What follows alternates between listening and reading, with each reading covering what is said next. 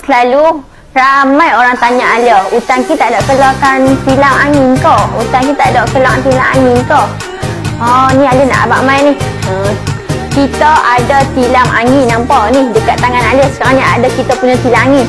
Kalau hampa beli kita punya tilam angin ni, hampa akan dapat free dia punya storage bag, dia punya nozzle, dia punya pump. So hampa tak payah gaduh-gaduh dah nak pump pakai mulut ke, pakai kaki ke, pakai apa ke, tak payah. Kita dah bagi pump kat hampa dah. Lepas tu kita ada bagi dekat hampa kabel sekali untuk hampa nak cas kita punya pump ni tau.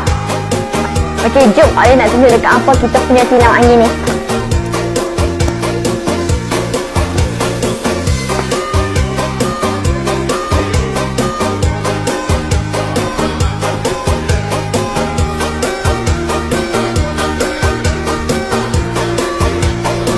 Hampa ambil pump ni, lepas tu hampa masukkan sahaja dekat tepi tilam kita ada tempat nak pump.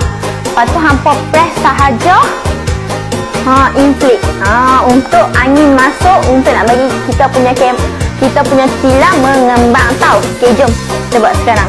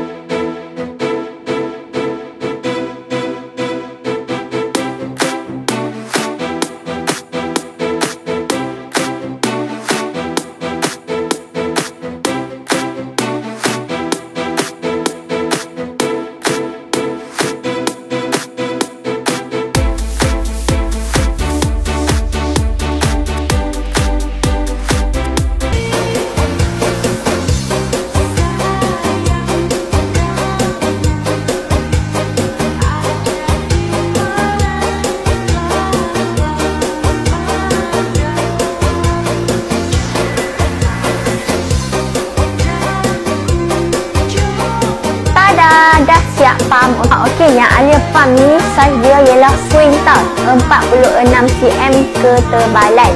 Dia ada dua jenis saiz tak kurang, satu queen, satu single dan satu 25 cm ketebalan dan satu lagi 46 cm ketebalan. Okey, kita punya tilam ni kita pakai material PVC tau. Okey, korang dekat bahagian atas dia ni kita pakai material clothing fabric tau. So dia akan rasa macam baldu macam tu, tak membuatkan badan hampa kesat kalau hampa tengok dekat atas kita punya tilam ni. Okey, untuk kita punya size queen kan dia boleh tampung berat sampai 300 kg tau.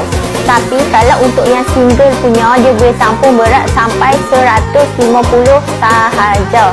Okey, untuk kita punya tilam ni kita hanya ada warna kaki sahaja tak. Kalau hampa berminat dengan kita punya tilam ni, hampa boleh beli dekat button dekat bawah sekarang. Kalau nak harga murah, boleh masuk dalam live sekarang tau. Okey, bye bye hampa. See you hampa dekat next video Alia pula. Tunggu benda apa lagi Alia nak racun hampa.